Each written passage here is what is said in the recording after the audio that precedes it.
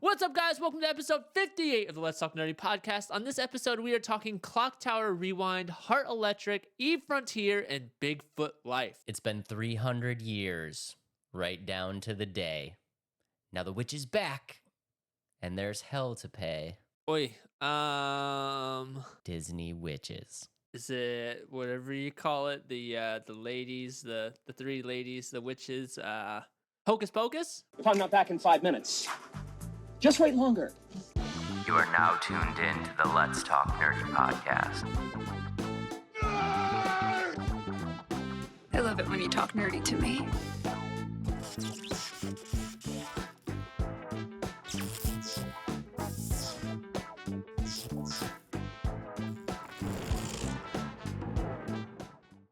Boom! There we Let's go. Dude. Let's okay, go. you gave me a big hint, but that's okay, Dave. That's okay. That's okay. We're going to take it. How have you been? What is your week looking like? How is life? How is games? How is movies or anything else fun related? If you guys haven't noticed by the quote, is officially spooky season. I just want to throw that out here. It is officially spooky season. Is it technically? Yeah, I start pretty early. So for me, like spooky season's like October 1st. Right now, it's like getting into the transition of like fall season for me. That's how I go summer, fall, then spooky season. You know how sometimes people put up their Christmas trees in like the beginning of November and you're like, oh, that's way too early for that. Yeah. That's how I am with Halloween. It's I like understand. mid-September and I'm like, all right, we should probably carve a pumpkin.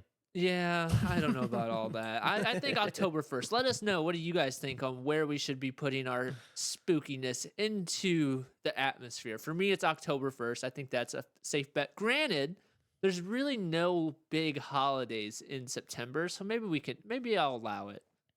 Spooky season to start, because what is theirs? Because Labor Day is the last weekend of August, right?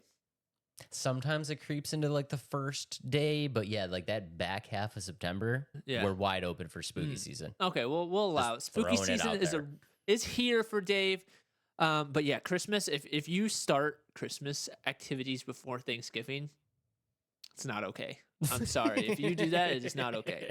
Let Thanksgiving have its moment, and then you can start celebrating all the Christmas festivities and joys and things like that. No one gives Thanksgiving its love. Thanksgiving is like the pregame warm up of Christmas. But the big thing with it though is like people are like, "Oh, Thanksgiving's my favorite holiday," and then they just like completely disregard it and they just throw Christmas lights up and everything like that, holiday lights, and yeah. So give Thanksgiving the love it deserves and give it its time, and then when it's over, then you can have your moment Christmas and other December holidays. Yeah, let's put up pumpkin pie lights. Yeah. How about that? Yeah, How pumpkin about pie. some pumpkin pie lights, Some guys? stuffed turkeys, carved turkeys just hanging out in the yard. No, I'm just kidding. Please don't do that. Please do not do that. But Dave, what have you been playing? Any games yet? Nothing, man. Nothing. I haven't really been playing much of anything, but I do want to say that I did. So as you guys know, I did a little move, and I'm getting my office together. And in my office, I do have an N64, and I do have the Super Nintendo Mini. That's a little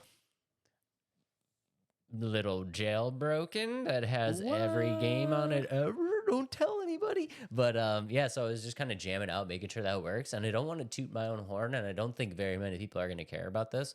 But the original Mighty Morphin Power Ranger game on the Super Nintendo, I just turned it on just to try the SNES out and make sure it worked. I beat the entire game without dying. Congratulations. I know. I'm pretty proud of myself for that. That is great. That's great. I cannot do that with any game. I think every game I play, I die at least once or 10 times. If I went back and told 9-year-old me that I was going to beat that game without dying, You would be like, yeah, you're crazy. I'd be like, nah. Or he would nah, have been like, you're a 40-year-old that has no life. or that. Yeah, I'm just kidding. You're not even 40, are you? No, I'm not. No. Wow, I'm such a terrible co-host friend. I'm still late 30s, guys. Okay, Okay. I'm hanging on to it as long as I can. Maybe because I just turned 30, I'm like pushing Dave to the 40 realm now. I'm like, yeah, sorry, Dave. Keep moving along. But no, Dave Adam is doesn't not want to yet be 40. in the same decade as me when it But- comes to age. No, we're okay. I'm sorry, Dave. I added a couple years to you. But on How my was your end here- week? oh, my Yeah, how week? was your week? What's going on? Busy with work as always. You know, those kids they always need something, but that's okay. That's okay. But movie wise, I watched Red Notice with The Rock, Ryan Reynolds, Oh, and okay. And can you clear this up? Is it Gal Godet or Godet or how do you say her last name? I believe it's Goday. Okay. That's how I always say it. My wife is like, you say her name completely wrong. I was like, yeah, I should probably look that up to figure it out. But I watched it. It was okay. Not my favorite movie. It's French, so it has the Yeah, you're probably right. that TTE isn't sound like that. Or got it. I was saying got it. And I was Yeah. like, that's probably not right. Gal got it. No, this is completely wrong. But the movie was okay. I felt like the cast they had should have made the movie a bit better. It was kind of a cliche movie and it was kind of lame. And like again, we talk about this all the time. Like the movie was so predictable from minute one of that movie. I was like, yep, The Rock's a bad guy. Like there's no shot that he's not. And it was so easy. So but Spoiler alert. yeah, spoiler alert. The reason I watch it is because I think they're coming out with the second one, and I was like, oh, that'd be kind of cool to see what the first one's all about. Not my favorite movie of that casting, whatever. But I also tried a new TV show called what was it called? See, it's so forgettable already. Oh, The Tourist.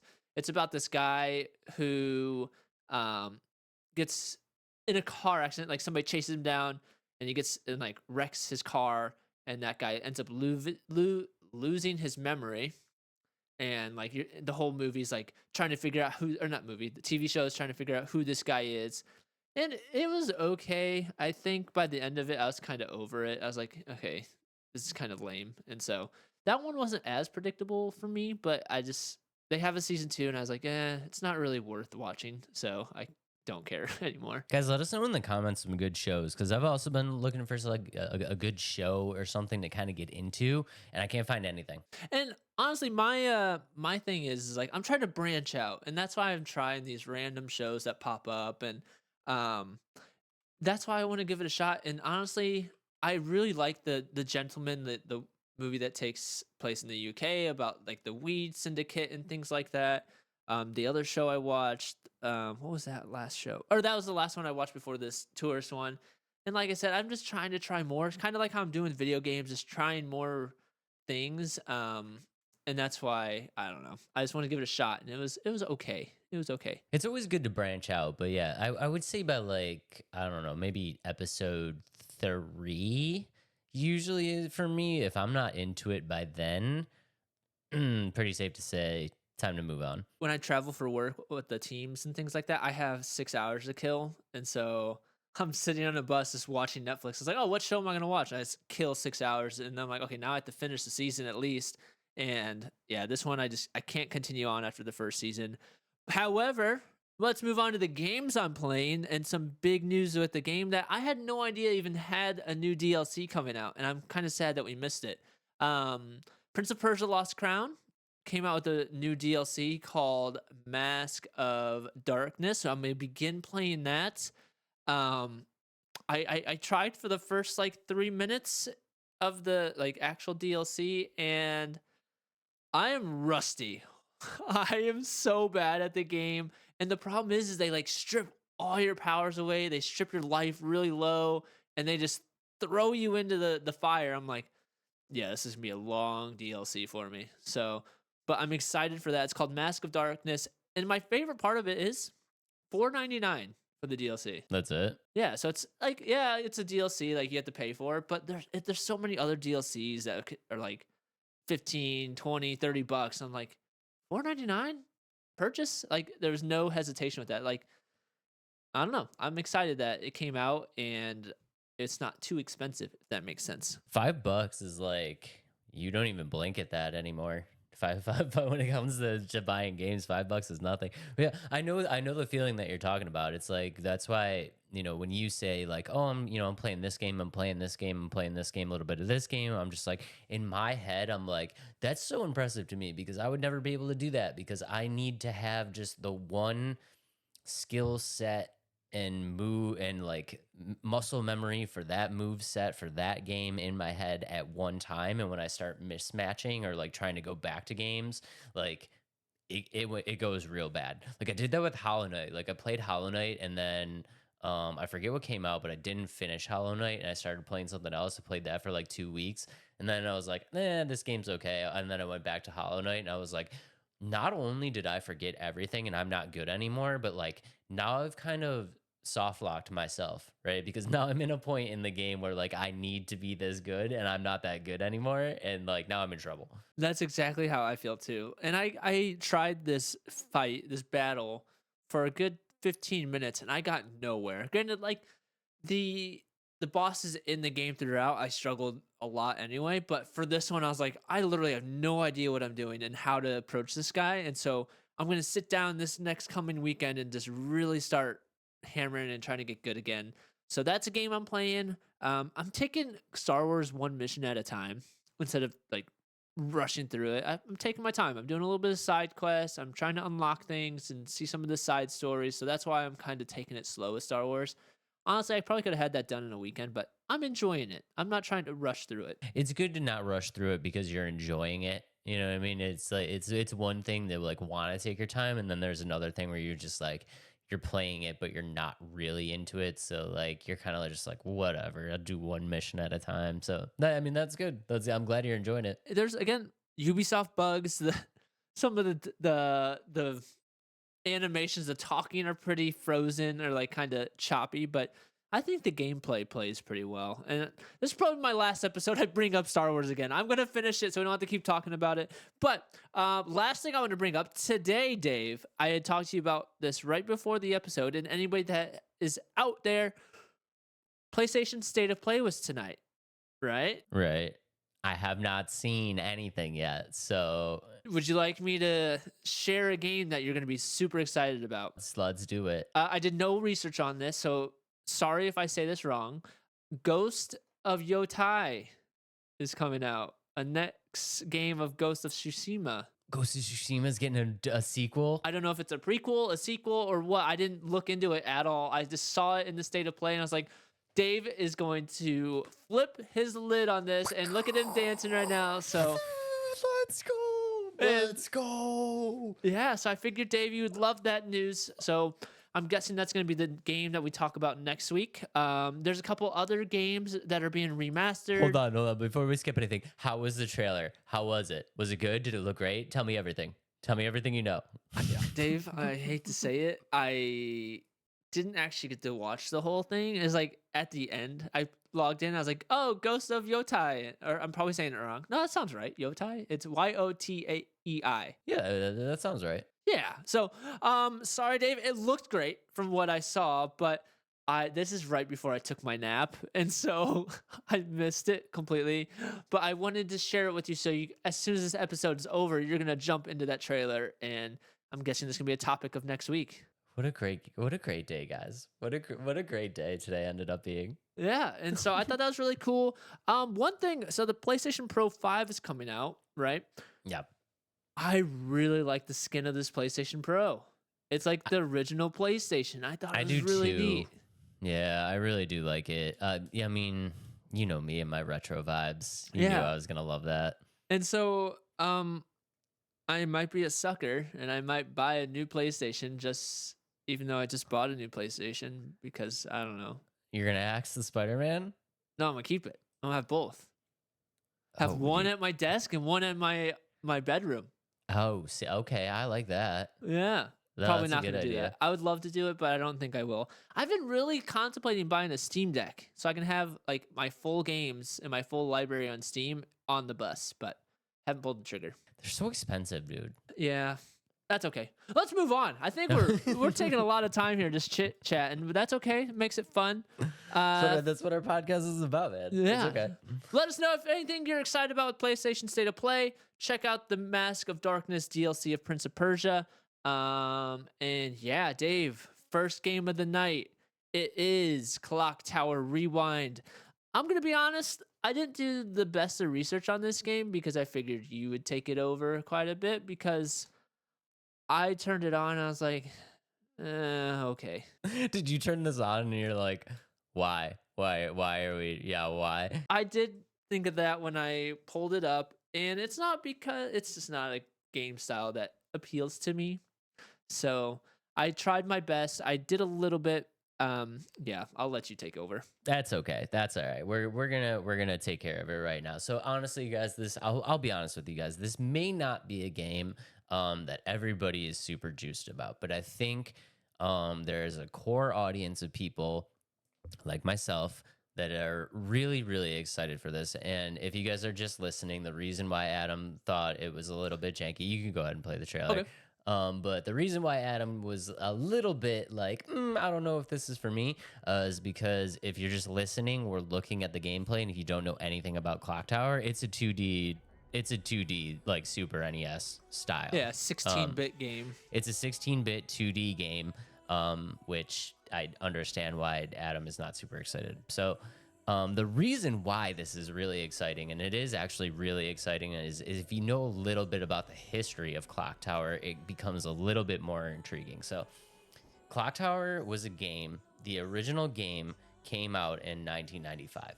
And Clock Tower is one of those series, a lot like Final Fantasy, where the Clock Tower 1 that we know in the United States is not the actual Clock Tower 1 that, because this was originally released in Japan, a lot like Final Fantasy. Like people here get Final Fantasy 3, and it's not actually Final Fantasy 3. It's like Final Fantasy 5 because of all the ones that have came out in Japan. But a little bit about the history here. So Clock Tower 1, the original game, released in 1995 on the Super Famicom, and that game only came out in Japan. It was later ported to Windows and the PS1, and it was known as Clock Tower: The First Fear, but that game still only came out in Japan. In that game, real quick, just synopsis, you play as Jennifer Simpson. She is searching for her way outside of this mansion, which we're seeing a lot of this footage in the trailer right now, while evading the bad guy of the game, who is known as Scissorman, essentially just this super evil dude walking around with like big scissors trying to kill you. Now, Clock Tower 2, this one was released on PlayStation, and this one is in Japan, Clock Tower 2, but to us in the United States, this was just known as Clock Tower. So this was the original Clock Tower 1 that we got in the United States, and this is the game that I got my hands on that got me into the Clock Tower series. That one, like I said, released on PlayStation. It was the first entry in the United States, and then after that, we start getting some different titles.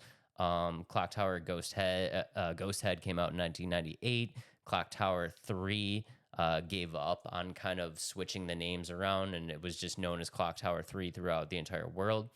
But the reason why Clock Tower Rewind, this game that we're talking about right now, is so special is because this is a remake of the original Clock Tower game, the one that came out in 1995, that the people in the United States have never been able to play before, unless you got the Japanese import for the Super Famicom or some type of like fan-made recreation of the game. So that's a little bit about the story of Clock Tower and why this game is so appealing to me, because I loved getting this. Like, I got this game for the PlayStation. I loved it. It's the game that got me into the series, and I've always wanted to go back and play the game that was like the true number one, and never really got the chance until now. Okay, so you kind of answered a lot of my questions, because I realized I was trying to figure out, is this truly a new installment of the game, or is it a remaster of the game? Now, so it's the original game from 1995, right? Yes. Is it remastered, or are they just giving a port to the new consoles and everything? Did they actually make a lot of changes to it, or would you even know that because it's in like the Japanese version being brought over? What do you think? Okay, so two things here. Very, very, very good questions. So a little bit about the game, if you guys don't know anything about the game. The game is basically a point-and-click survival horror game. And it's one of the earliest kind of... It's like one of the earliest takes into the horror franchise, and one that really kind of got me into horror. But it does have this like point-and-click aspect to it, which is really kind of interesting. And the thing that they're doing with this game that I think is super cool is that they're including two modes in the game. And one is going to be, you can play the original mode, where all of they've done, they've kept the original, like the original everything. They've just upgraded the graphics and improved a little bit of the jank, because I will be honest with this point and click. I don't know if you guys are big point and click players, but sometimes with point and click games, it gets a little bit janky. And in a game like this where you need to make decisions very quickly and you're like running away from people trying to kill you and stuff like that, the jank that comes along with that is sometimes super annoying. So they have two modes. One is going to be the original mode, like I said, where they just update the graphics, and then they improved a little bit of the jank. They call it quality of life improvements. And then they're also introducing the new rewind mode, which is why this is called rewind. And basically what they're going to do, they've done all the updates to the graphics, they've done the improvements to the jankiness of the game, but they've also added some like extras to it. So it's going to have like a little, some like extra scenes and stuff like that, some extra aspects of the gameplay that aren't in the original game. They're saying that they've added that stuff because it kind of helps make more sense of the story. And if you ever played like a Super Nintendo RPG, like a lot of it is text based and stuff like that, so a lot of the story you kind of have to piece together yourself. They've added some extra stuff in there that's going to kind of help move the story along and make it like easier to understand for most people, but included both versions in the game. You're going to get their rewind version with that little bit of extras, and if you really just want to play the game the way it was originally came out, that's an option as well too. Wondering how the rewind takes place. I wasn't sure if it was truly just we're rewinding back in time to remaster the game, but that makes a lot of sense. With that, does how does the combat work? With the do you actually fight the scissor man? Okay, so here's the thing with the combat. There is no combat. She just click and run away, or Think of this a lot like Outlast. You know how in Outlast you don't have a weapon, you never fight? right? But in the trailer, didn't she like push him or hit him a little bit, or is that you think that's like a little bit of a cutscene? So those are like a little bit of like it's like the point and click aspects of the thing, right? So you don't have a weapon per se, right? Like it's not like you can choose to swing the bat and like hit him or something like that, but you can choose like, do you want to run or do you want to push over this bookshelf? You know what I mean? And if you do things like that, you can inflict damage on Scissorman, but it's not like you have a weapon per se where you can just like stand ground and be like, I want to fight. You know what I mean? I was like confused on how the elements of the point and click work, especially the way the game's kind of set up with the 2D linear story. And so playing it in the past, is this going to be is this going to be on, oh, it says on PlayStation. So with the point and click, it's not a mouse. You just move your joystick and hit a button and that's how it works, or I'm not sure how they're going to do it on this one, but on the traditional PlayStation games, you just used your thumbstick and like you had like it was essentially just a pointer and you would just move it around and highlight items. So I'm going to assume that it kind of goes the same way. okay. You know, I'm not the biggest PC player. This is probably going to be a game that like works way better on Steam. Yeah, but I mean, I still kind of want it on PlayStation, not going to lie. You buy everything on PlayStation, which is cool, and I'm starting to buy a lot of stuff on PlayStation. I don't know. I don't think the game is necessarily like I didn't have anything negative to say about it, especially because like you said, it's a remaster of an old game. They're adding new elements to make it more consumable for the more modernized gamer or who wouldn't really quite understand the original Japanese version. But I think it's cool. Again, the game style isn't my type of thing, and it's almost a little confusing the way they're mixing this like anime comic style to it to this 16-bit like gameplay, if that makes sense. I felt like that didn't quite fit, if that makes sense, but I think with pushing the narrative of the story, it makes more sense. I get that. And like, I totally understand, man. This game is not for everybody. I definitely know that. But I think there is there's definitely a fan base that's been kind of hoping that they would do something like this. And I'm definitely one of them. And I don't know. I think like, like you said, maybe those animated comics. So like that's one of the things that they're adding, guys. If you don't know, they're adding like an animated intro. They have motion comics to kind of help move the story along. Another thing that's really cool, multiple endings. So this game's going to get a lot of replay value. And the one thing that I really enjoyed about this was randomized gameplay elements. This is perfect for this type of genre, right? Because if you think about scary games, like think about Outlast, right? The game was probably scary the first time you play it, but in Outlast, the first time you get to the top of that hallway, like you're gonna squeeze through that crevice, and that dude's gonna push you down to the bottom. You know what I mean? Like that's coming, so you're not scared anymore.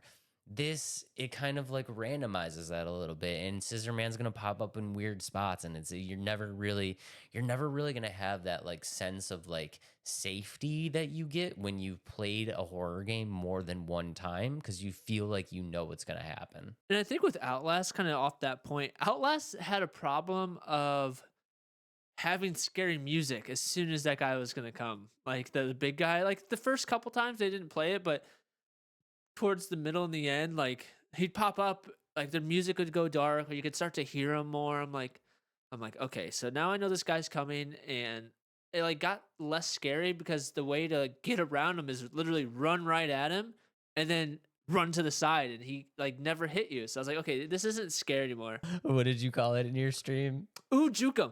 Yeah, you just hit him with the ooh juke 'em. Yeah, I did that. Like I played it in college before I even streamed it before. But I was like, "Ooh, gotta hit him with the ooh juke him," and I like run at him and sidestep. But yeah, I definitely get that. It makes it more keeps you on edge. I know this is, and to me, I like these 16-bit, 8-bit, or like this kind of style of like horror game. It's hard for me to get scared, if that makes sense. Like the style of the game doesn't really scare me, but I think it'll keep you more on the edge of your seat knowing that you're not sure what's coming up. I don't think it's truly going to make anybody scared, but like you said, like I'm saying like again a lot. I hate doing that. But anyways, it keeps you more on the edge of your seat because you don't know what's coming next. I think they do a really good job at like obviously knowing that the 16-bit is kind of like difficult to make things actually scary, just because of like the gameplay style. 16-bit is just always so kind of, for lack of better words, like cute and campy, so it's hard to make it kind of scary. But they do, like you said, they do leave you on the edge of your seat. I mean, you will get some jump scare moments out of this, even though it's 16-bit. Like you will have that tense like feeling. You will have a lot of excitement when you're trying to run away from Scissorman and he's chasing you. I mean, you're gonna get that adrenaline rush. And one thing that they really did to kind of like ensure that that happens is when you hit a lot of these tense moments, your character enters what's called panic mode. And in panic mode, they're a lot harder to control. It's a lot harder to make them like do the things that you want to do. And because it's a point and click, right? It's like you tell your character run through this door, and then you don't have any control over them anymore as they're running through the door. But when you're in panic mode, your character is more prone to like falling and making mistakes and stuff like that. So you could say run through that door and she's going to start running, but you have no control over the character and she might just fall down. And you have to point again to get her to stand up again. Yeah, then you have to be like, get up, run to the door. You know what I mean? So like it keeps everything moving, and I think it introduces an element that's going to keep you tense, because even if you say run to the door, it might not happen. I don't have much else to say on it, but I'm glad you're getting a game like this that you've been wanting, or you've been longing for, the original Japanese version converted over to the United States. So that's really cool, and I'm excited for you. I'm super excited for it. And guys, if you don't know too much about the game, like I said, it is a point and click and you are running away from Scissorman, but there's also like a really cool puzzle aspect to this game too, where it's not so much just endlessly running, endlessly trying to run away from this person. There is a story, there is a narrative. You are stuck in this mansion. Your goal is obviously to get out of this mansion. And there's things that you need to solve. This mansion is not a typical mansion. It's full of secrets. It's full of trapdoors. It's full of puzzles to solve. Pull the book off the wall. Pull the candle from the chandelier. Hit this button underneath the staircase. Like there's a lot of really cool puzzle aspects to it, where you're going to be solving puzzles, finding clues and stuff along the way. And then as you're doing that, you're also being chased. So there's a lot going on, and it keeps your interest. And I think it's a really good story. And I'm super, super excited that I'm finally going to get to play this game. Are these games very long either? Or are they pretty short? So the very first game that I played was Clock Tower 2, the first one that we got.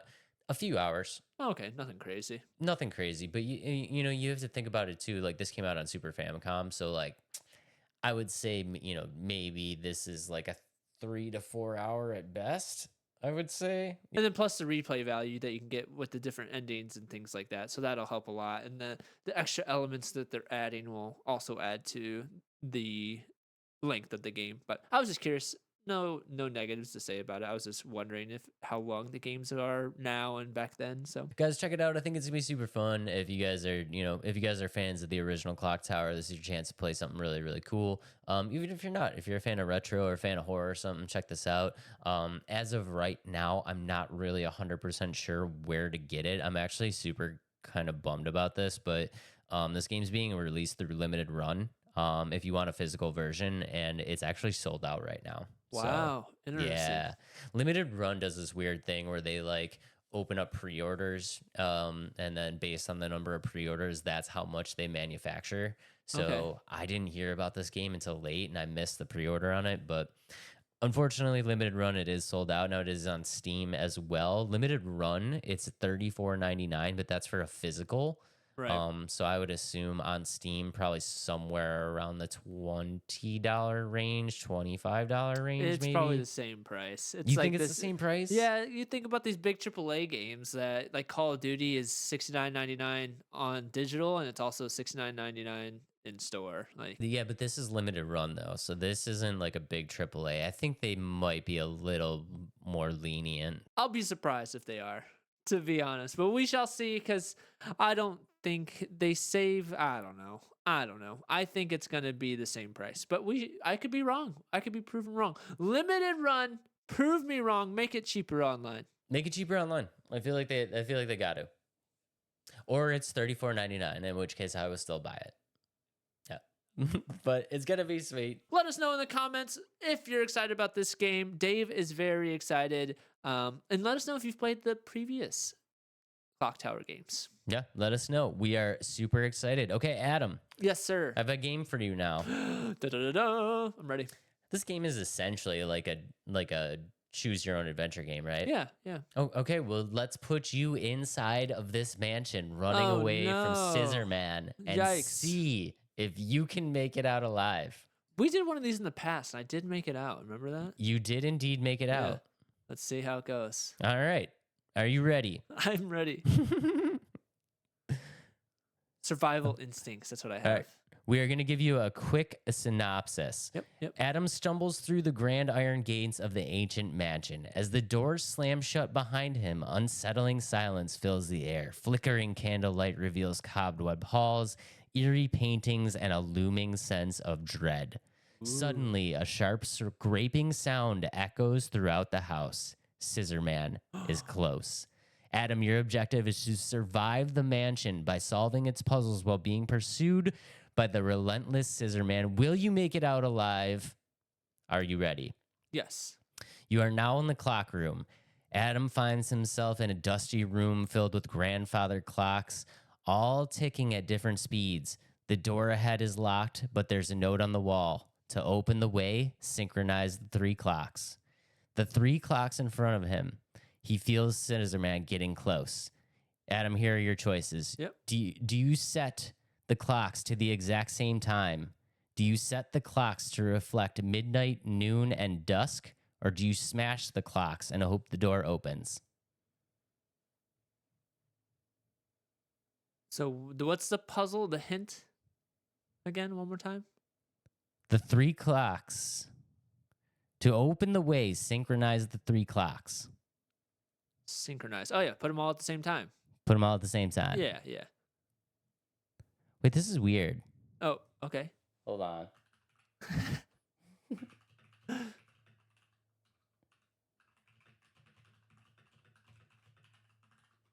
Do. We're gonna have to edit this out. Okay. Okay, here we go. Come on, Dave. I know, I'm going. You're good. Okay. All right, Adam carefully adjusts each clock to show the exact same time. As the last hand clicks into place, the gears within the wall groans and the locked door slowly creeps open. The sound of scissors scraping metal echoes from the hallway behind him and moves forward. Adam pushes open the door into a lavish room with a large mirror at the center. It's cracked and smeared with what looks like dried blood. Underneath it is a riddle. To see the way forward, you must break the reflection of yourself. Adam sees his own terrified face reflected. Scissorman's faint snipping sounds grow louder. Adam, do you smash the mirror with a nearby candlestick? Press your hand to the mirror and speak your name, or cover the mirror with a nearby cloth. What's the riddle is to break the... To see the way forward, you must break the reflection of yourself.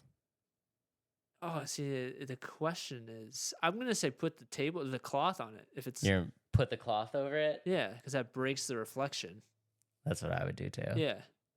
Adam grabs the nearby cloth and quickly throws it over the mirror. As soon as the reflection is covered, the mirror shatters beneath the fabric, revealing a hidden key behind the glass. Look at you, dude. Yeah. The door to the next room unlocks with a click, and Adam hurries through, hearing Scissorman's ominous snipping closing in.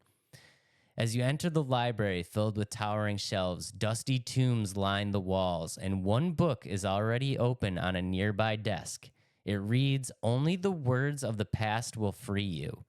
He notices an old record player next to it. A bookshelf creaks, revealing a hidden passage, but it's locked. Adam, do you read aloud from the book on the desk, play the record on the player and listen, or search for an old forgotten book hidden deep in the shelves? I think time-wise, I have to just play the record player. You're going to play the record player? I think so.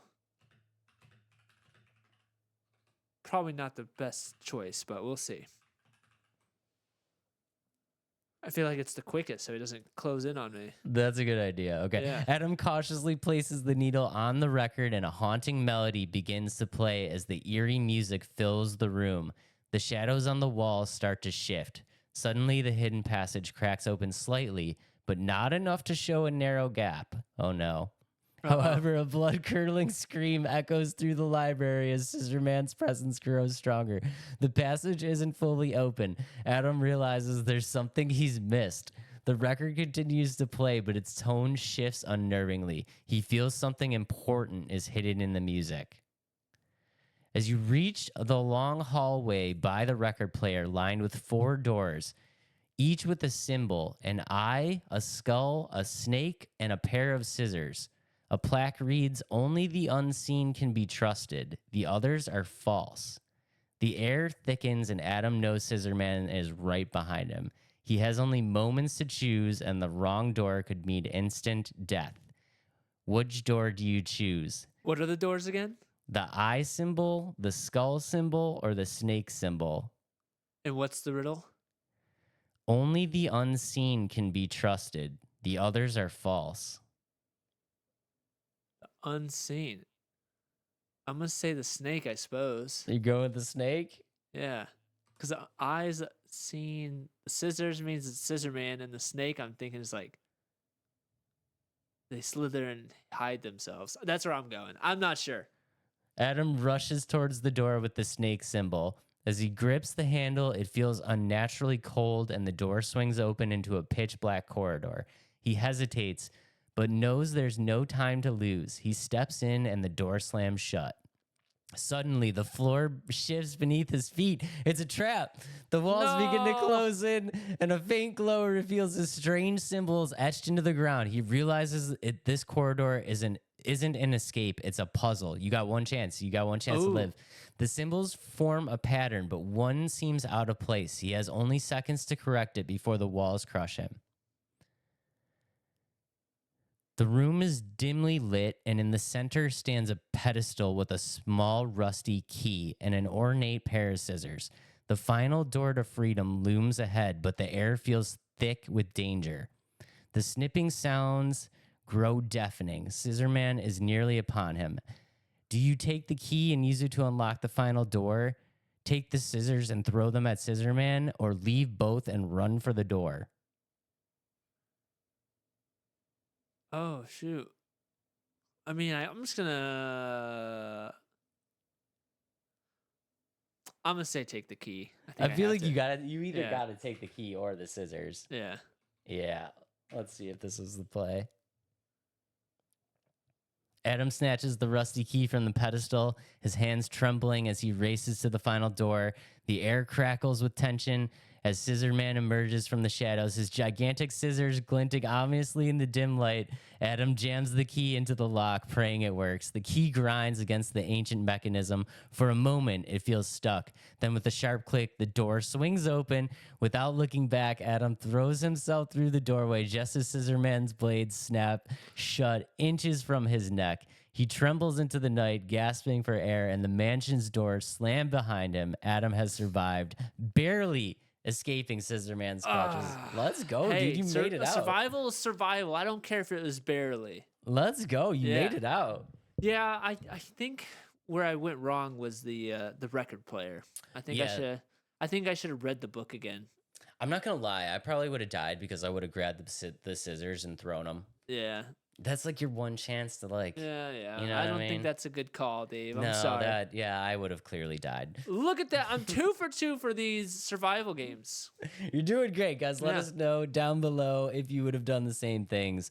Well, you probably would have done the same things knowing that you make it out. Yeah, exactly. Yeah, never mind. Yeah. We're just Yeah. assuming that you guys are all Well- smart and would have done everything that Adam did. Well, if it's barely, I wonder if there's different levels of like barely made it or got I'm- out with I'm no not issue. I'm not gonna lie. This is super impressive for you because I told it that I wanted to only give you a 30% chance of survival. Gotcha. Yeah, I kind of wanted you to get axed, And but I you didn't. made it- yeah, but you made it through anyway. Yeah, but if it was real life, those seconds, it says seconds to make a decision. I'm like thinking 10 seconds. And so really, I still probably would have died in real life. But hypothetically, through this story, I made it through and I'm excited. Adam that- made it out. Yeah, the next Clock Tower 4 will be about Adam's escapes from Scissorman. Be on the Yes. lookout for it. Yes. Okay, let's move on to our next game, Dave. Heart Electric. There is no release date for this game as of now. Truthfully, when I first saw this, I thought, what in the most generic shooter game am I watching? And the more I started watching it, I got a little bit more excited. I still don't think it's one of the best shooter games that I've seen or first person shooters like at all, but it grew on me a little bit more as I learned and really watched the trailer. And so what it is, it's a first person shooter. There's 4 different teams, and on each team there's 4 players, and it's a hero shooter. And the whole premise of this game is you eliminate each team by draining their energy or their power. Its energy is their power, by eliminating enemies and reviving your own enemies to not enemies, your own players, own teammates to increase your energy by uploading hearts and things like that. So let me pull up the trailer. There's honestly not a whole lot to unpack. There's a lot of questions I have for this game, and whether or not it's going to be successful, I think relies on some of these questions. So let me go ahead and pull up the trailer. Dave, what are your initial thoughts? I saw one comment that I really love, and it basically just said Overwatch and Fortnite had a baby. So I had that similar response. I put Fortnite, Overwatch, and what was the other one I had? There's one other word I put in it. Let me see in my final thoughts here. Oh yeah, finals, Overwatch, it's finals and Overwatch with Fortnite art style is what I Right. put. So Yeah. that's kind of what I put. So here's the trailer. Starts off with just some random shooting, and as you can see, it definitely has that Overwatch like feel of like there's different characters doing different abilities, and the maps are kind of similar to Overwatch the way it's kind of set up, and then the 4-player base like that as well. And then as you see here, the heart is that is the heart that you upload and try to gain more power. One thing that I thought was really cool, there's a flash of the map on the top right.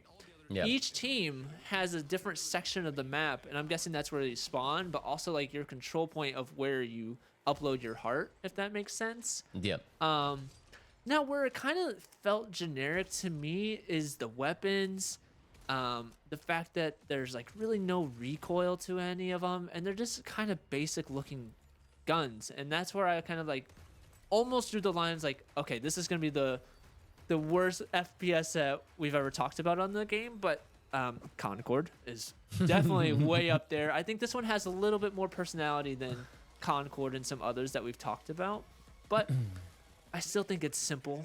I don't think it has anything that's overly flashy. That's really, wow, this game is gonna take take the world by storm, the gaming industry by storm, if that makes sense. I have some questions, and Yeah. maybe you could clear it up. I was having a hard time finding this out. Is there just one game mode? That is one of my biggest thoughts with this game. If this game has only one game mode, I think that's gonna kind of kill the game pretty quickly. I think it'll be fun for how a lot of these games are, like the finals, Splitgate. Like Splitgate had a lot of different game modes. The finals has like a few, but it just it became so repetitive, and you did the same thing. And I know I love Call of Duty, or like former Call of Duty lover here. I still play them, but it's I felt like the variety of different game modes kept me more intrigued with Call of Duty, where like I tried domination, I do capture the flag, I do hardcore team deathmatch, kill confirmed, and a bunch of others. And I feel like this only having one game mode really is going to set them up for failure. And yeah, I didn't see anything else about any additional game modes. Yeah, because I was looking at it and I was like looking at the upload the heart mechanic, and to me, that kind of feels like a game mode, but they've kind of established it as like a core principle of the game. So that makes me think that there's only one game mode. And I think if there's only one game mode, people are going to kind of get bored. Pretty quickly. And that's exactly how I felt with it as well. Um but like I said, I thought it got me a little bit more intrigued the more I watched.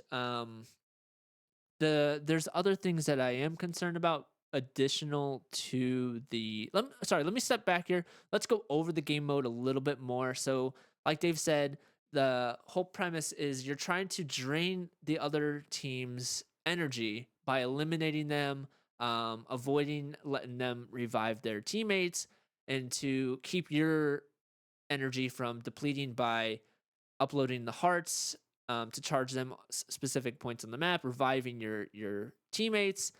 The heart can also be hacked by other teams to give them the energy, so that's pretty cool. And then when two of the four teams are eliminated, then it becomes like a final showdown where the two final teams, it's a no respawn, kind of like the search and destroy. You die once, you're done kind of situation, and the map closes in on its space on itself, similar to like a battle royale.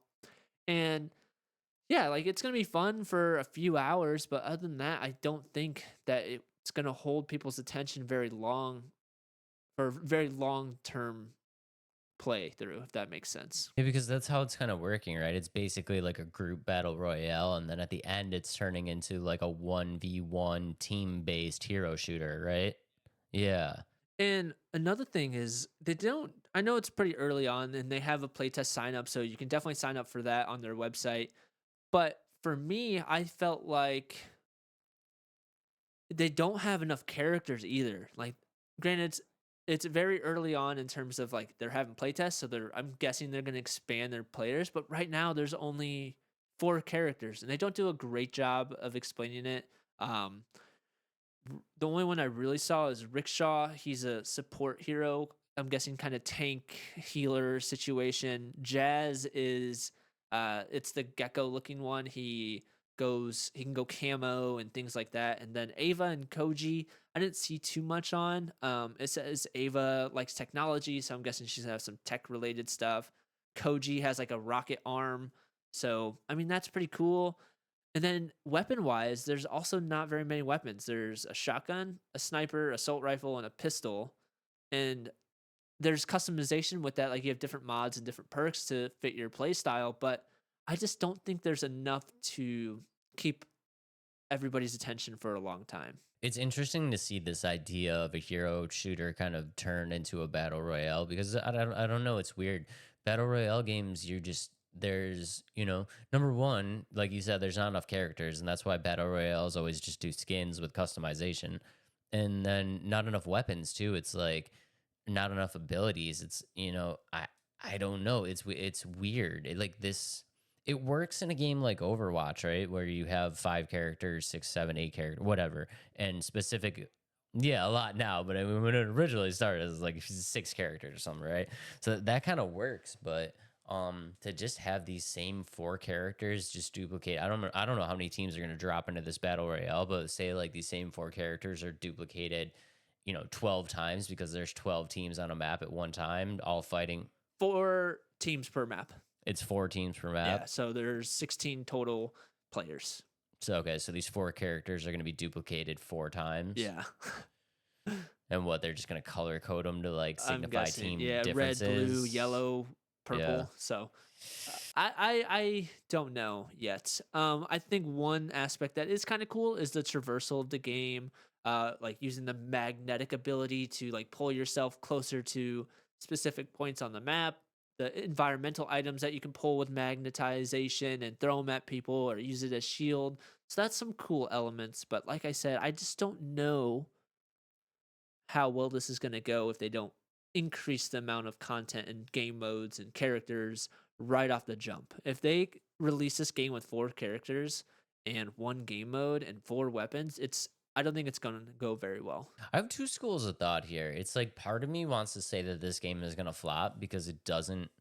And guys, if you guys see this video, I'm so sorry. I'm not trying to talk crap about your game, but it just doesn't feel like an original idea that people would grasp onto. So like part of me feels like this game is going to flop, but the other part of me is just like, I'm going to be honest, dude, like hero shooters are so popular right now. Like, I don't know. Somebody's going to play it for sure. I think what it's going to do is like all these games that release like this, we talked about this in the past. There's the core games that will never be dethroned. Overwatch, Call of Duty, Fortnite, Apex Legends, Halo, things like that are never going to be dethroned, but there'll always be a surge of these types of games that will test the limits a little bit or test the waters of like, oh, here's a new game that's going to be better than Overwatch for 2 weeks. And then everybody goes right back to Overwatch or Apex. And I think that's what's going to happen with this game. It's going to be fun for the first 3 weeks. It's going to have a solid player base for a while, and then it'll dip down even lower. And then eventually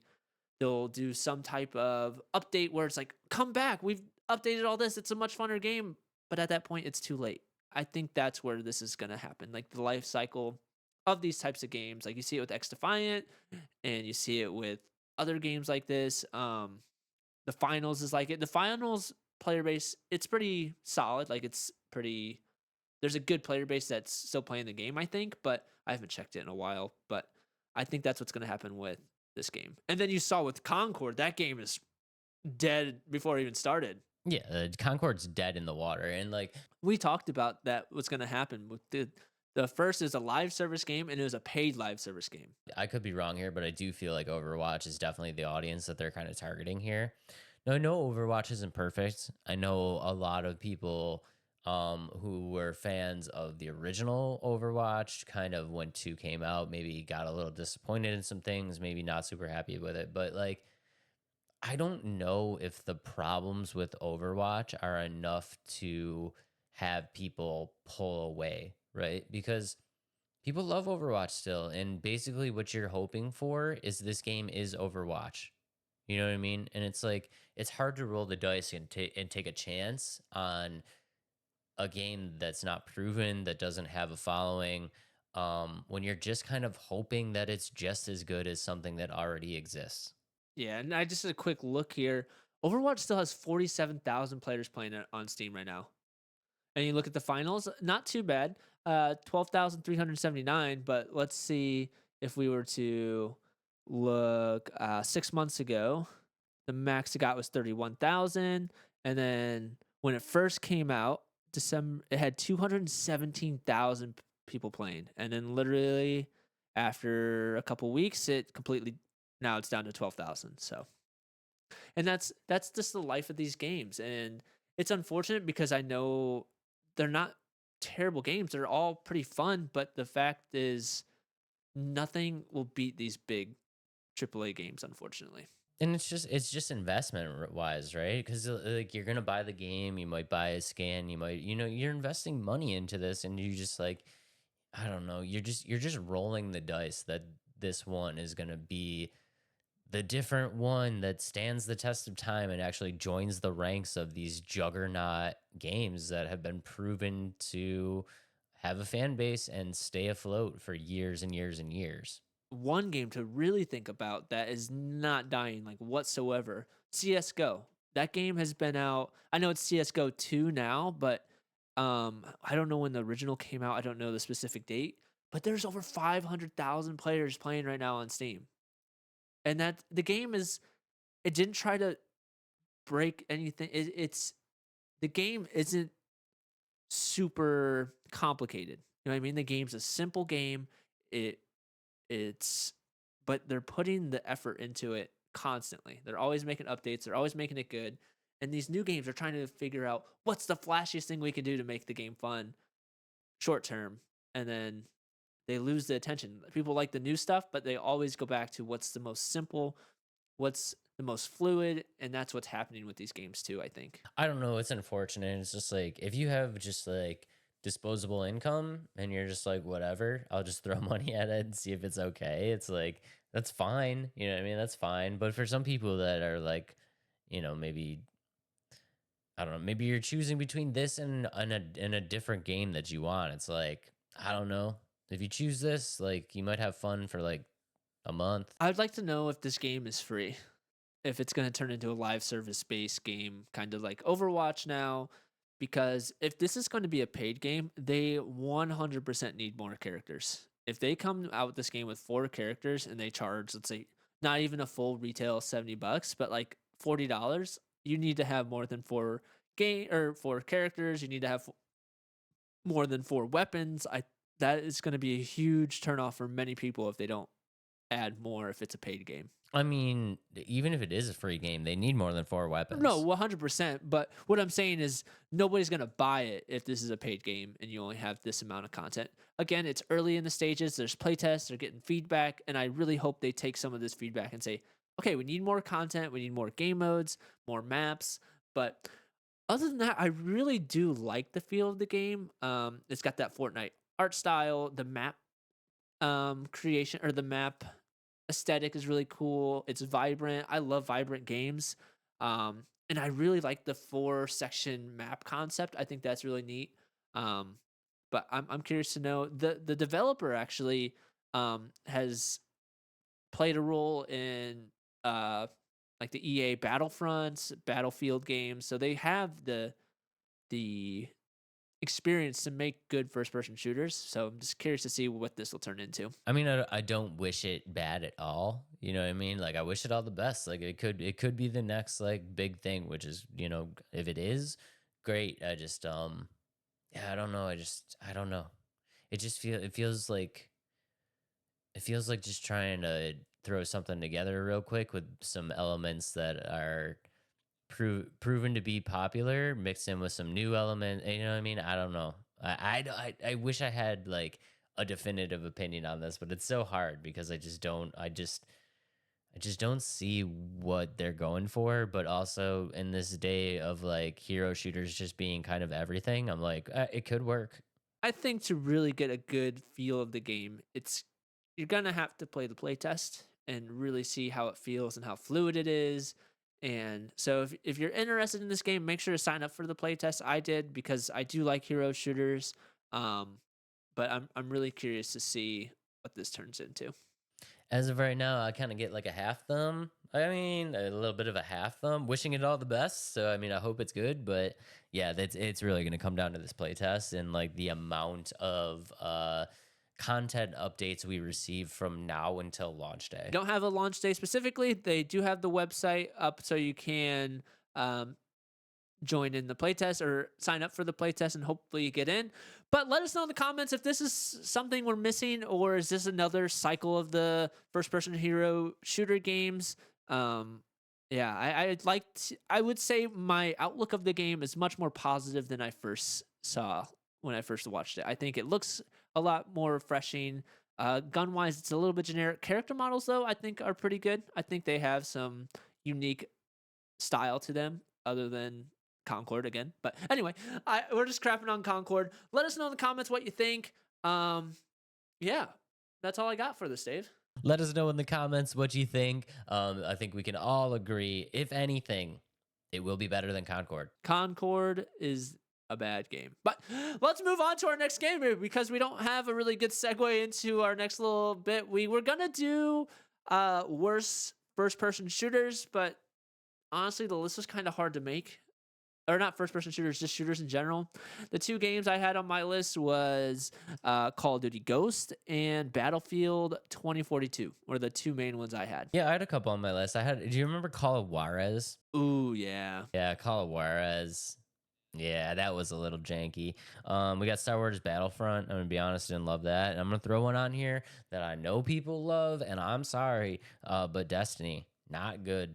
Destiny 2 is a bit better, I will admit. But for me, I actually thought Battlefront 1 was a bit better than Battlefront 2.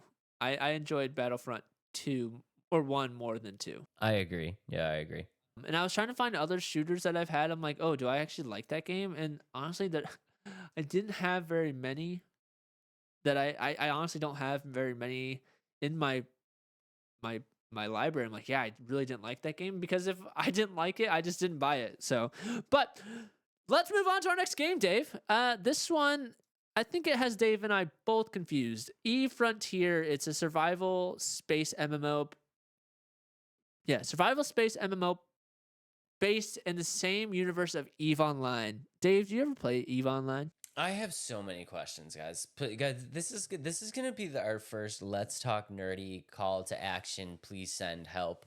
I have no idea what the hell is going on here, and I've tried to understand this. I honestly have no idea either. All I know is there's a lot of negative feedback because this game, what's the word? It's brick something. It's like brick based or something like that. I'm blanking. Brick locked. I don't remember. There's some term for it with the game that it sounds like there's a lot of bad things coming with it. Like it has things to do with like NFTs and stuff like that. I don't know. Oh Blockchain. yeah, blockchain based. Okay, yeah, we'll get into that. So let me go ahead and pull up the trailer, Dave. Yeah. But yeah, I'm confused just as much as you. And like Dave said, I hope you guys can answer some questions for us of what this game is. There's not very much out there yet, and I'm confused. Just confusion. We are both super confused. If you guys have any insight, please let us know in the comments below. We would love to do a follow-up video and clear up kind of everything using your comments here. But I think one thing that most people can agree on is EVE Online. So you've heard of EVE Online, right? Yep. Okay, EVE Online launched in 2003. It has since been the #1 space MMO RPG for essentially 20 plus years, right? It's a huge game, tons of awards. There's leagues, there's tournaments. The thing about the game, EVE Online, it ships only, so you are within your ship combat. I think a lot of people know about that game, right? And then now we're getting this announcement for this game, EVE Frontier. But prior to that, we got EVE Vanguard, which has still been announced with no release date. The difference between EVE Vanguard and EVE Online is that EVE Vanguard, you are outside of the ship. It looks very much more like a first-person shooter, like a Battlefront or a Call of Duty or something like that. And then without any announcement or like release date or shutdown of EVE Vanguard, now we're getting EVE Frontier, which used to be known as Project Awakening and has since been reformatted to fit within the EVE universe. And essentially what they're saying is humanity has crumbled. You're awaking as society's last hope. Judging from what I can see in the trailer, it looks like there's just some key aspects of the game. #1 being survival. #1 being some type of combat system. And #2 is your building, which they're saying your essential building blocks of this game are using dark matter that you harvest from wormholes. I'm so confused. Okay, so EVE Online is still going. That's ship-based only. EVE Vanguard still announced no release date outside of your ship. Now this game, EVE Frontier, announced no release date.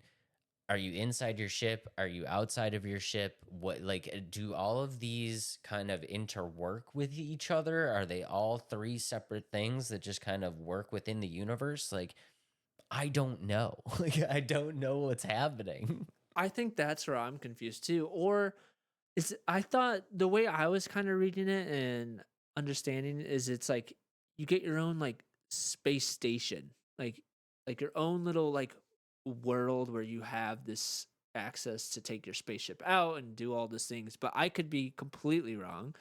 But that's the way I kind of took it and read it. Yeah, because they're saying like number one is survival. So you're going to have to Mm, be able to survive in this universe, which I mean, if there's survival aspects of the game, that means you got to get out of the ship, right? yeah, right. You're right. It means you got to get out of the ship at some point. But they're also saying that there's a very fierce, tactical, and skill reliant based combat system. So, like, that feels like it needs to be in the ship, right? Right. Right, because of we've already seen Vanguard outside of like show outside of the ship combat system, so that feels like you need to be inside of the ship. And then also this building and harvesting system, I don't know, this kind of feels like what No Man's Sky turned into. You know what I mean? I just don't know. I've been trying to. I'm just confused because I also never played Eve online, so maybe that's why I don't have much of an understanding with those games as well. But I just don't know. I really don't know. They do have a playtest coming up on September 27th, so right around the corner if you would like to sign up for that as well. But overall, I think a lot of players are very skeptical of what's going to come with this game, especially the fact that it's blockchain and things like that. And it actually caused a lot of concern of the future of Eve Online. People are worried about what's going to happen to Eve Online if this game fails, or if it does really well, is it going to take over Eve Online? I don't know. I mean, there's a lot of questions, and I think there's a lot of 50-50 right down the board on this, because the one thing that I do really understand is the Eve Online players having concern of how this game, especially being blockchain, and the elements that it's introducing, how it's going to affect Eve Online. The number one thing that I think is really kind of important when we talk about Eve Frontier, and if this actually happens, this really could kind of change a lot of what gaming is for the future, whether that be for the better or for the worse.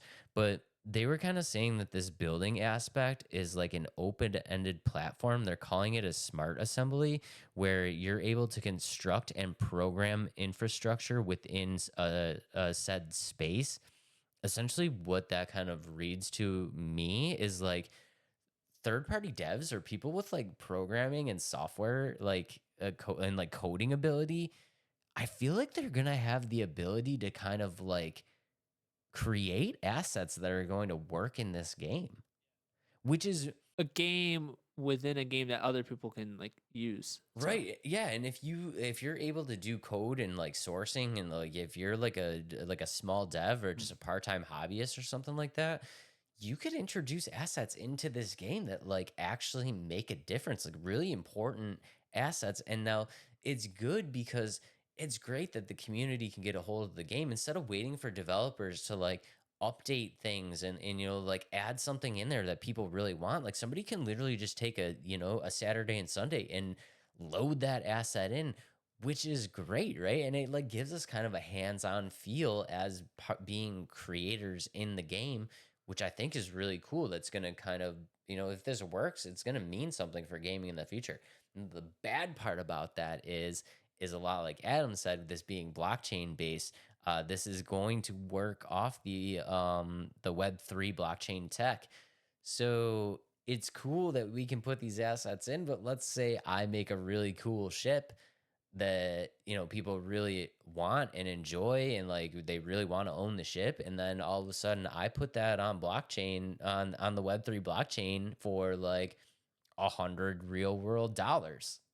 You know what I mean? yeah, I think that's That's going to where it be a gets kind big, of yeah, that's where it gets kind of crappy, right? especially, and I think that's what could kill the game in general. Because I know there's people that will put money in like that and really invest their time, their money into games like this. But for like the casual person, like I'm not going to put $100 towards a game that will give me just a spaceship. And I'm the one person that owns this virtual spaceship. Like I don't care. I like you like physical things in your hands, not a digital spaceship or anything like that. And that is a big concern for not just us or it's a big concern for a lot of people worried about this game. That's why I said it's kind of split 50-50, right? It's like people are really excited to be able to have this be a part of gaming, but like also on the same coin, like people are very not excited to have this happen, right? Because all right,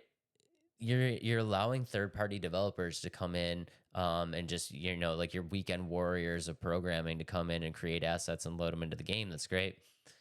There's a specific, like when you let a developer that's putting out a title put together something, there's a very specific price point that you're kind of expecting on a game. Now when we look at games, we're looking at 39, 49, 59, $69, right? Those are kind of regulated just based on industry standards. The problem with the blockchain is there's no regulation on industry standards. So if I make something really sweet, like I said, I could load it up for $300. You know what I mean?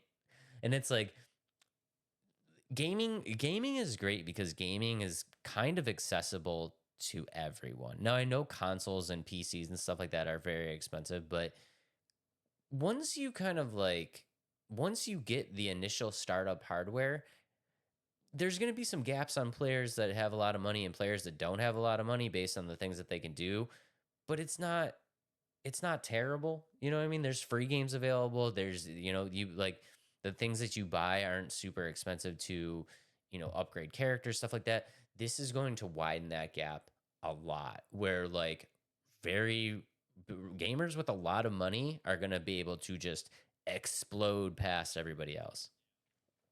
And that's possibly a problem, not only for this game, but for the future of gaming. And my other big question is like, what's the point of doing like the resourcing things if you can just buy the stuff, like to buy the new spaceship or the base and the towers and things like that? Like, what's the rationale of needing to find the resources and things like that to survive when I can just buy the stuff? Okay, and now this is where their statement comes in, right? Because what Eve is saying is that they want this to be known that this is not a blockchain game. This is just a game that uses blockchain. And I think that's where they're trying to kind of manipulate things and say like, listen, we have a game in place that is standalone. If you don't want to buy anything off blockchain, you don't have to. But to me, saying that you're not a blockchain game, saying that you're a blockchain game and saying that you're a game that uses blockchain is the same thing. Yeah, it's the same thing. It's just, I don't know. It's like they're saying that they're a blockchain game, but like also releasing themselves of all liability at the same time. Like they found a very like PR friendly way to talk about this. That's what it sounds like to me. Interesting. Yeah. It's I don't know. it's very, very interesting. And especially in a game like this, right? Because like, have you looked at EVE Online anything? No, not really, to be honest. I was like watching gameplay of EVE Online, right? And I want to say EVE Online gameplay looks gorgeous. Like it looks amazing. It really does. Like the space aspects and stuff like that. But I was watching somebody who never really played EVE Online before get into it, and just the amount of UI that was popping up of like things that you had to learn and things that you needed to do, and like they do this to your ship, you need to now it's opening up skill trees, and I'm just like, I am just flabbergasted at this point. Like there's no way that I could get into this game. It's one of those games that I just like I missed the boat on, and I would just feel so overwhelmed trying to even step into it in the first place. And then now you get to this aspect where it's like all of that piled on. Okay, then also you have to worry about buying physical assets from a blockchain, from Web3 blockchain tech. I'm just like, I don't know who this game is for anymore. It's tough. I don't know very much about this one, and I feel so bad because we're supposed to know all the, like we were supposed to talk about these games and from an understanding where we know everything, but this one I am like just lost, and I'm so confused on what is going to happen with this game, what's going to happen with EVE Online in general. 100% transparency here. Like Adam said, we'd like to report on these games and give you the best information that we can and put all this information together so that you know what these games are about and what to expect. This game specifically, we wanted to bring to the community and ask for your help. Like, I literally want to know, what is Eve all about? Like, what are these games all about? Because, like I said, this whole idea of an open-ended platform for third-party devs to come in and just create assets for the game, it could be really big for gaming. So I think this game is kind of a big deal, regardless of whether it does well or not. I think if this game just even launches and this open-ended smart assembly platform that they put together works, I think you might start seeing other games start to adopt this, which is going to be kind of big for gaming. So yeah, if you guys have any information, drop it down in the comments below. If you have any way of making sense of this, we would love to hear it. And if we get some feedback and it all checks out and everything looks good, more than happy to do a follow-up episode on this one and just kind of put it all in perspective. Alrighty, Dave. This game could be a hidden gem, right? Could very well be a hidden gem, Adam. With that said, do you think it's time to do a draft of the best hidden gems ever? What a great segue. I'm flipping the coin because we haven't done it in forever. Oh, I dropped the coin and I'm so no, bad I dropped the coin. I'll let you have the first pick. You're going to let me have the first pick? Yeah. I don't think we're going to have the same game, so we're good. Okay. All right. Number one on my list. It can only be one, and it is indeed Cuphead. Cuphead. Yeah. Cuphead. That's a great game. I couldn't get into it. Again, it's too hard for me. I had so much fun with Cuphead. Yeah. It's so addicting. You know what's great about Cuphead is you die 1 billion times, but when you die, it's just like instant, like, get back in there. Get back in there. There's like no cutscene or anything. It's just like, and there's no like rewatch the boss appear. It's just you're back into the game. Yeah, and when you die, you feel like it's your fault. You're just like, you get hit by a thing and you're like, dang it, I'm stupid. Yeah. You know what I mean? Yeah. I agree. All right, well, we've done a similar draft to this before, but I changed the games up a little bit to more recent games that I've played with some other games I've played in the past. So my first pick is Orcs Must Die 3. Let's go. I recently just started playing that game, but I am having a blast with it. I don't think it has enough recognition of what the game is. Yeah, there's a lot of players that played the game and has a history, but I had never heard of it before the last few weeks or months, and I love it. I play it a lot now. I put a lot of hours into it, and it's a great game. It's fun. It's kind of mindless, and it's a must play. That's a great pick. Yep. All right, next up on my list, we're going to go kind of weird, but we are going to go with Alice Madness Returns, little PS3 era. Gotcha. Love that game, man. Love that game. They took the classic Alice in Wonderland story and they made it pretty dark and they made it into a really, really cool game. It's been on the PS Store for a little bit. So if you guys have not checked out Alice Madness Returns on the PS3, check that bad boy out because it is a lot of fun. It's great. Check it out. All right, the next game for me, my second pick is Rockin' Stone, Deep Rock Galactic. That game, I think I should put that on my last list, but Deep Rock Galactic, again, just a fun game to play with your friends. It's a goofy first-person, like, horde shooter, and it's just fun. And if you've never played Deep Rock Galactic, just hop into it. It's not very expensive. I think it's $15 or $20, and it's definitely worth some time to play with some friends.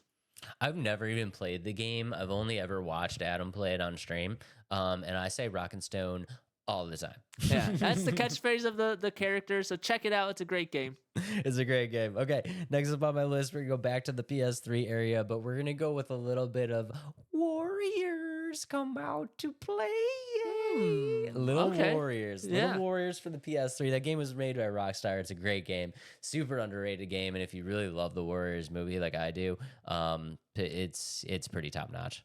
That's cool. All right, I'm taking kind of a random turn here. My third pick is Farming Simulator. Let's go. Before anybody says anything, if you just want a chill game, really just to seriously just relax and have a farm to make some wine or like harvest some corn and just see some oddly satisfying rows of cornfields and soybean fields, that is the game for you. It's so chill.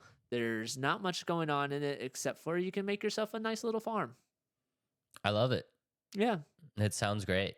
Thank you. We should just end the episode, play Farming The Simulator. Farming Simulator. And then coming out with a 2025 version in November. So maybe we should talk about that soon. But 2020 or Farming Simulator is on the list. We will. We know what one of Adam's topics will be next week. Okay. Yeah. Next up on my list, guys, we've talked about this game before, and I have to put it back on here because now in the days of emulation, it is very easy to play. But if you have never played Conker's Bad Fur Day, you need to play Conker's Bad Fur Day. Quite possibly the greatest game on the N64 outside of Zelda. Well, let's not get crazy. But you are essentially a drunk squirrel trying to get back to your girlfriend, and this is a great game. If you need a little bit of context, the very first main boss is a gigantic piece of poo. So you know exactly what type of game this is. That's great. I love it. My I've never mom played bought it. me this game when I was like 10 years old. There you go. I've never played it. You brought that up in the past, and I will have to actually watch you play it at some point. It sounds like a fun game. Such a great game. Okay, my next pick, I don't know if it's so much a hidden gem. I think it was a game that was never given a chance because of the problems with Marvel's Avengers. I felt like people just didn't want to give another Marvel game a chance, but Guardians of the Galaxy was my fourth pick is Guardians of the Galaxy. It was a very underrated, under the radar Marvel game. And like I said, I think it's because there's such a bad rep with Marvel's Avengers, but give that game a shot. It's so fun and really well done. The story is really fun. There's some elements that have to make you think a little bit, but give it a shot. Yeah, I mean that was 100% just some backlash from Marvel's Avengers. Marvel's Avengers crushed Guardians of the Galaxy, and it's so sad because that game is really, really good, and the gameplay mechanic is really, really fun. It's definitely a hidden gem. Definitely check that one out. Yeah. Okay, last on my list. I don't know what I want to do here. I know what I want to do. I'm going to do it. We're going to go back to the Super Nintendo, the Super Nintendo era, and we are going to go with Batman and Robin Adventures. If you guys have never played this game and you are fans of the Batman animated series, I do not think that there is a game that kind of envelops the feel of that series as well as that game did. I mean, I literally... when you put that game in, you feel like you are playing Batman the Animated Series. They absolutely nailed it, from art style to storyboarding, like the level design of like the levels follow along with episodes in the like, you know, episodes in the series. Like, it just is taking a series that you love and making it a video game. So hidden gem if you love the Batman Animated Series. That's good. That's good. I need to watch that still. I was watching it a bit, but my next pick is for fans, or my final pick is for fans of Jet Set Radio. It's not Jet Set Radio, but the game that has actually came out recently, not too recent, but my final pick is Bomb Rush Cyberpunk. Okay. It is essentially a newer version of Jet Set Radio, and it has the same kind of music atmosphere. The art style is the same, and it plays pretty fun. And there's different, instead of just skating, there's roller skates, skateboarding, bikes, and it has a very similar feel to Jet Set Radio. So if you're a big fan of Jet Set Radio, check out Bomb Rush Cyberpunk. I've never played that game. It's very fun. I really enjoyed it. It has very similar aspects to Jet Set Radio. And honestly, I think a lot of the success of this game kind of pushed Sega to do a new version of Jet Set Radio. Let's go. Yeah. Adam's a happy guy right now. I am. I love Jet Set Radio. We got a new Jet Set Radio. We got new Ghost of Tsushima. What is happening today? Yeah, it's a good day. Great day. And Shredder's Revenge got a new DLC release today. Let's go. Yeah, I think it's today. It was on the PlayStation State of Play. We should just, next episode should just be a live stream of us playing all these games. Yeah, I agree. That'd be kind of fun. Yeah, that'd be so fun. Yeah. For 10 hours. Guys, let us know in the comments if you want us to just live stream the games next week. Yeah. Ooh, like a demo. Like, we'll demo a game for 10 minutes, and then we'll switch games. And we'll just spend a lot of money. Guys, we are willing to do this for you. Yeah. All right.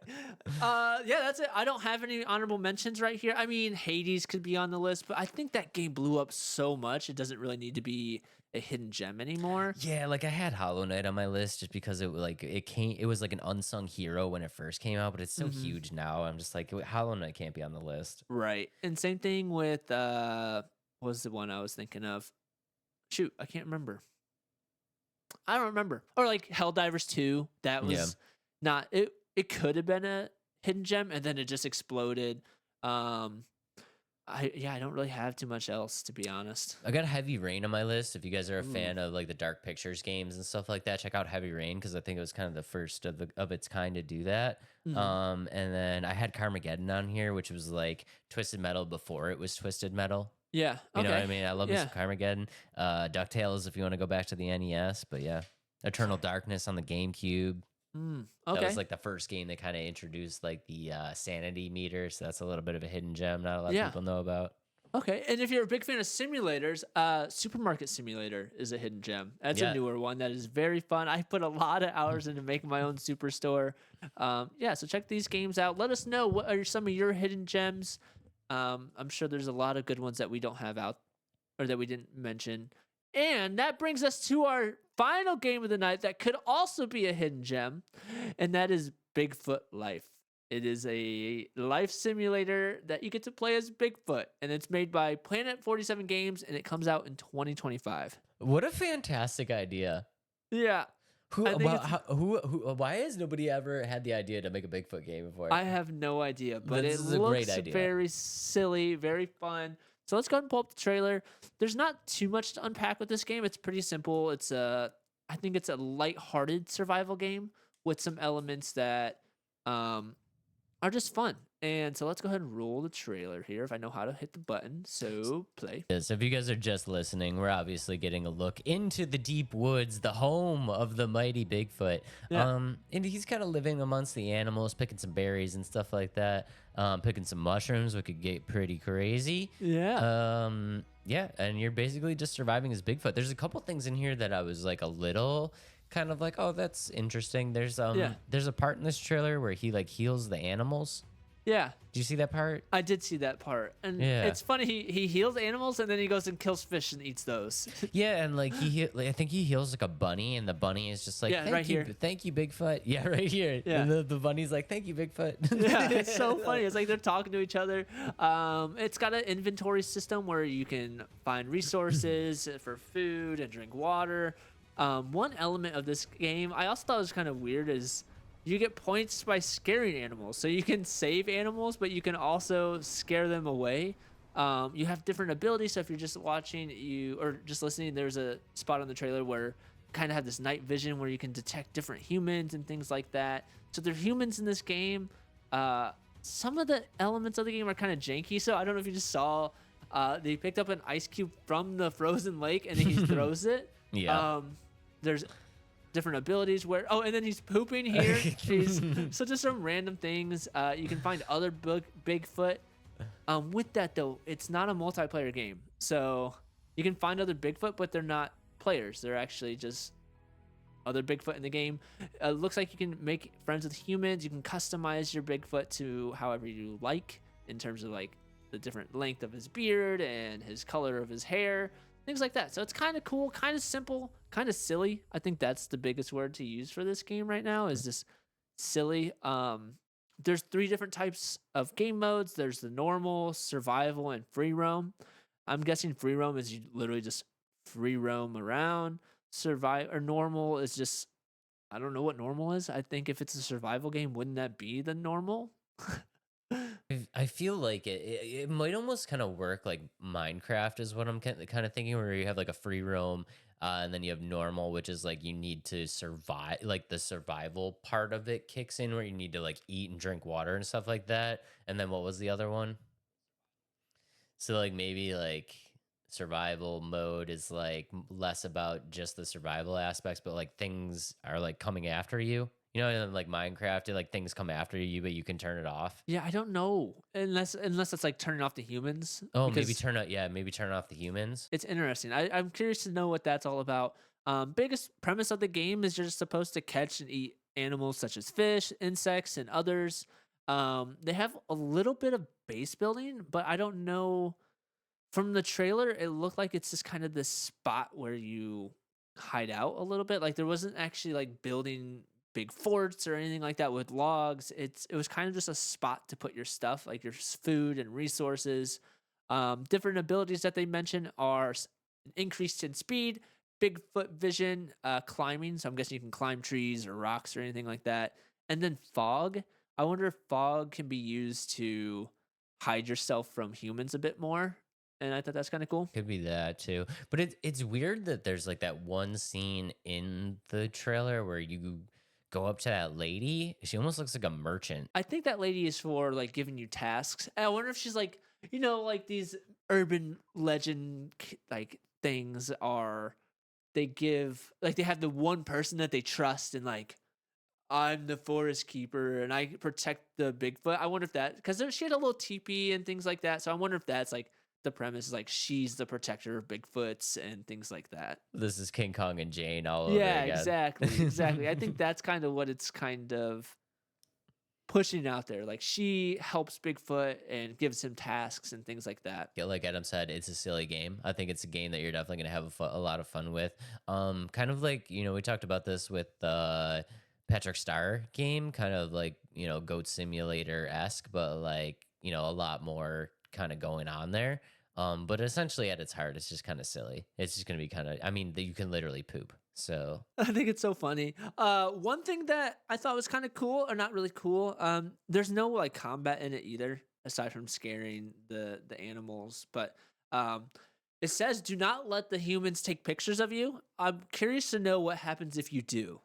Is it like game over, or do you come get arrested? Do they come at you with pitchforks and eliminate you? Like, I really want to know what happens. Or is it you just lose points? Because the whole idea is to level up. You gain points by completing missions of healing animals, breaking branches, stealing humans' items. I don't know what happens if you actually get caught. yeah, I wonder if it's like a save state thing, or if you get caught by the human, like maybe you just go back a day or something like that. But without a combat system, it doesn't seem like the consequences are going to be too severe. Yeah, it'd be so funny if they come at you in the dark with pitchforks and fire, like screaming with hordes of people. That'd be so great. You Yeah. just have like this ogre hunting mob after Yeah, you that's with so pitchforks funny. and torches. Yeah, exactly. Like not medieval, like the old settlement days back then. Yeah, like when they were witch Yeah. hunting and stuff. Yeah, exactly. Yeah, that'd be funny. I think what is kind of the end goal of the game at the end of their like description, it says to you level up and eventually attract a mate for your Bigfoot. I did see you saw it in the part in the trailer where there was baby Bigfoots, right? Yeah. So I Yeah. wonder if that's like the end goal is you try to find your Bigfoot lover and make little Bigfoot babies. Would they be little feet or little foot at that point? Mini big. No, that doesn't work. I think no matter how you do this, it's a double Yeah. negative. Yeah. Big little foot?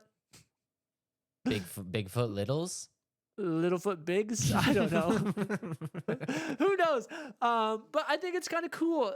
One thing I thought was really well done with this game is the vegetation was dense. Like the vegetation felt dense. The graphics of it weren't too bad either. And I think it's a smaller game, so to see the effort put into the vegetation and the amount of animals, I thought was really well done. I think if you watch the trailer, there's a little bit of jank, and I think you give it a free pass on that because, like we said, this is not a AAA title. This is an indie. This is an indie title. It's a smaller base game. I can't imagine the price point on this is going to be crazy. And once you start getting into that realm, the jank is forgiven. You know what I mean? It kind of it's the best it can be.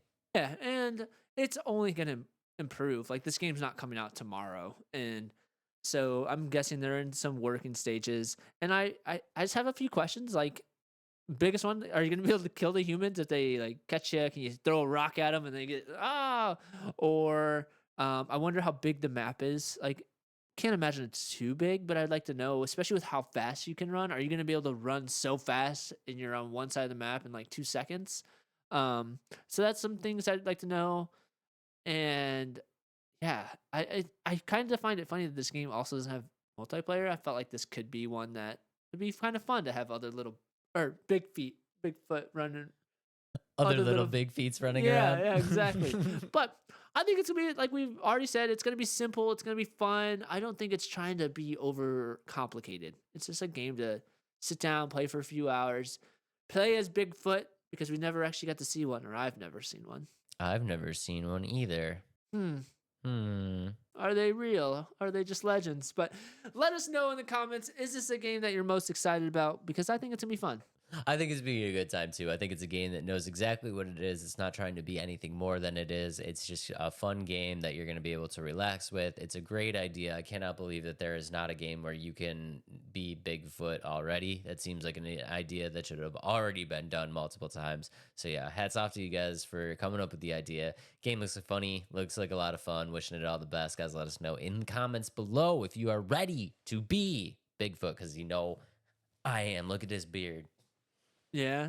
It's You know not what a that good is, beard. Dave? Don't look at the beard. It's a wannabe beard. Wow, That's Adam me too. dropping bombs. That's me bro. too. I've had a fake beard for so long. Okay, this is gonna kind of a random thought of why I don't shave all the way, and this is kind of throwing myself in a I don't know kind of situation, but I have a big like hole in my chin. I have like a butthole chin, and so I use my little stubble to cover it up. That's the only reason I don't shave anymore, because I feel like as I'm getting not older or like old, but like older, I feel like it's like a deeper chin hole. That sounds so weird. I'm gonna be honest with you guys. I do not like this look at all. As you guys know, we've done 58 episodes now, and for 56 of them, I've been clean shaven. But just these last 2 weeks have been rough. So bear with me. Yeah, once I get back in a full swing of life, I will get rid of, what did you call it? A feared? A feared or a weird. A weird? Yeah, Wannabe I like beard. weird. Yeah, I will get rid of my wannabe beard. Yeah. Maybe I'll just go maybe I'll just go stash and like oh, chin fuzz. there you go. Little Johnny Depp. Maybe I'll go Yeah. a little Johnny Depp. Here we go. Let's get off this tangent. Adam's before we- eyes are saying just shave it Yeah. all. Just shave it all. All right, let's get off this tangent here. And with tangents wise, this is gonna be some random 20 words or less franchise guess. So guess the franchise 20 words or less. Dave, you did fairly well, not last time, but the time before. The time before I did very well. The very Yes. last time I did not do good. I'm gonna But- be honest. I'm gonna 100% come clean. I do not mess with Planet of the Apes. I don't. Really? I really don't. It's no. scary. I'm That's just scary. kind of, it's just, listen, I know this is kind of our job, you know what I mean? Like we need to be nerdy, but like, guys, it's impossible to just be into everything, and Planet of the Apes I'm just not into. Interesting. If you would have had a better chance saying like Charleston Heston, I would have been like, oh, Planet of the Apes. Like that's how, Gotcha. Like the you- older ones? Yeah, like the old one. Gotcha. You know? I understand. That's all right. And So it also didn't help that I was so bad and I said Planet of the Apes. And there's another one I ruined too. I said green for Green Lantern. that one was confusing me, yeah. Oh, geez. I really screwed up that one last week. But let's play. It's a new day. 20 words or less, Dave. Guess the franchise. Are you ready? I am ready. First word is anime. Dragon Ball. Boom! Boom. Easy. Okay. Let's go. Next one is Suits. Suits. Yeah. Men in Black. No way, dude. Let's go. 2 words. We're on fire. You We're are. on fire. All right. Third word here is pirates. Pirates. Sea of Thieves. Let's go. This is where it's gonna add a couple words here.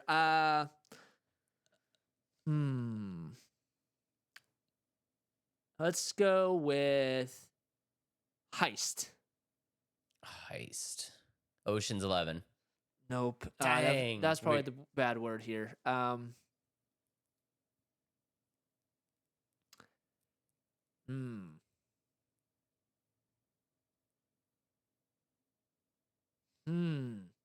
Exaggerated.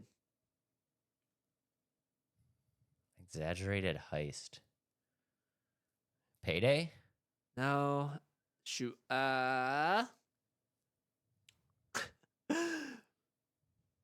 Short. Short, exaggerated heist. Oh no. You know, it was all going I know. it was all going so good. Short, exaggerated heist. Do I know this?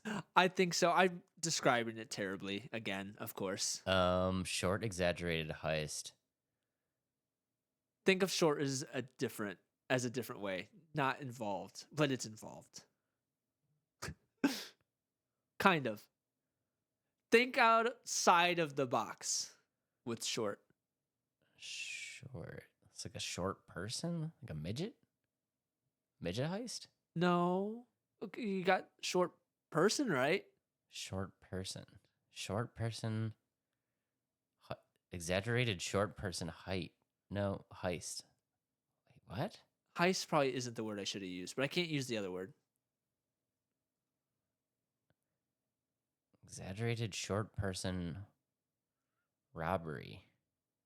Not robbery. Oh, maybe. Oh, okay, I got another word. Are you ready? You want a different word? Is it Austin Powers? Is it Mini-Me? No, it's not Austin Powers. Let's go with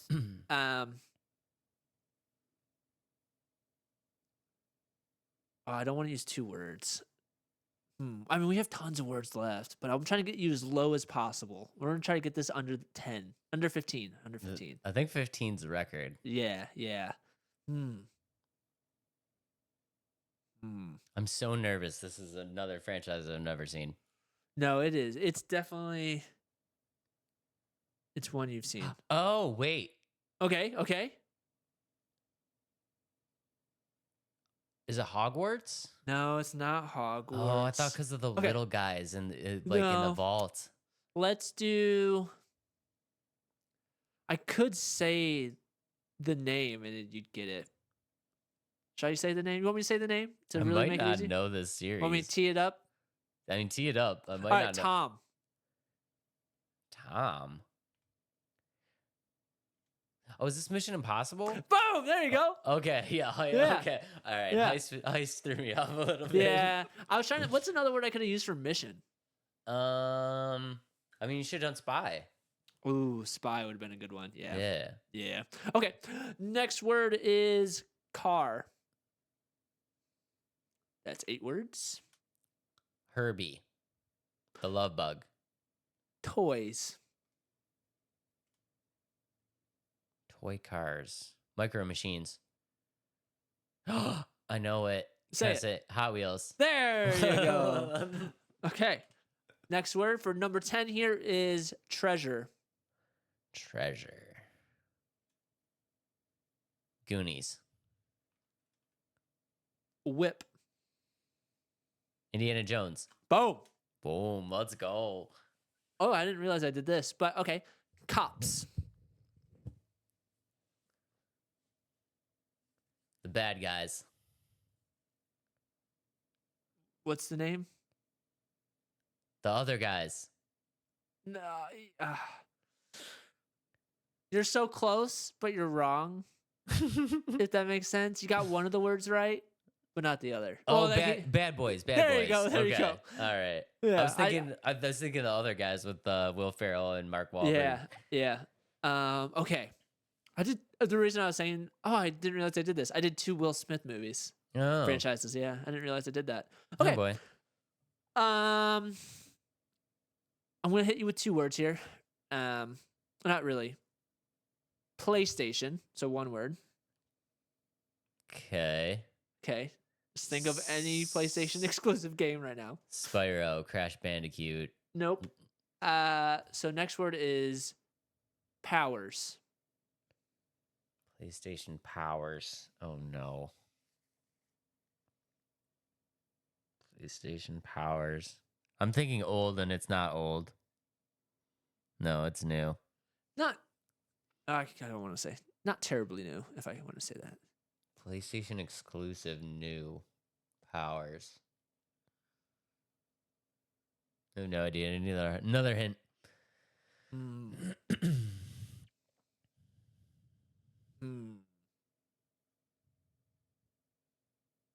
Oh, Oh, what is it? Spidey. No, not Spidey. Dang. Okay, next word here is. Oh, I think I might have screwed this one.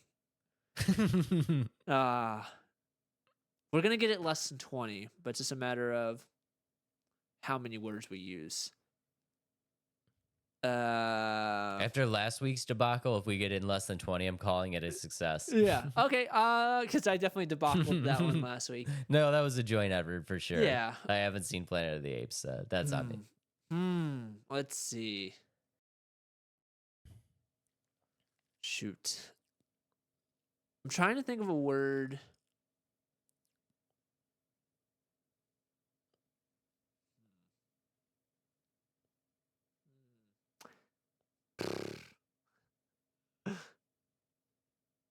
Villain or hero?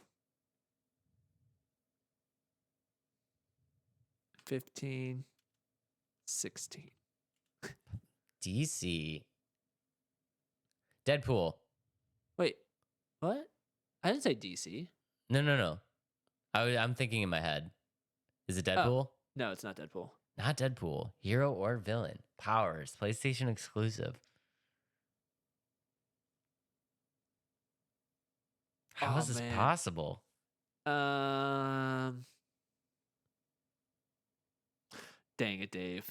Dang it. How is this? How is this possible? I don't understand. We crushed the early ones too well, and now we're Now we're faltering. I'm in full panic mode. shoot. Let's go with.